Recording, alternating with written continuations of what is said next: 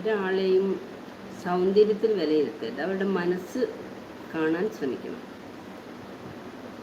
കുറേ നമ്മൾ സൗന്ദര്യത്തിൽ വീഴുന്ന കാലഘട്ടമാണ് ഇപ്പോൾ ശരിക്കും.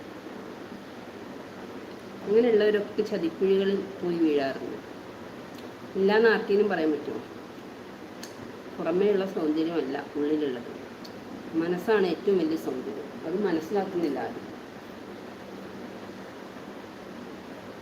എല്ലാവരും പുറമേയുള്ള സൗന്ദര്യത്തിൽ പോകും, എന്നിട്ട് കുറേ പൈസയും കുറേ മുതലൊക്കെ പോയി കഴിയുമ്പോഴേക്കും ലേഡീസ് ചതിച്ചു എന്നുള്ള വാക്കുകൾ.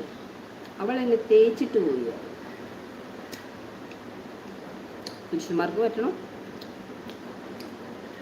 ഇക്കരെ നിൽക്കുമ്പോൾ അക്കരെ പച്ചാന്ന് തോന്നിയിട്ട് പോകുന്ന വഴിയല്ല.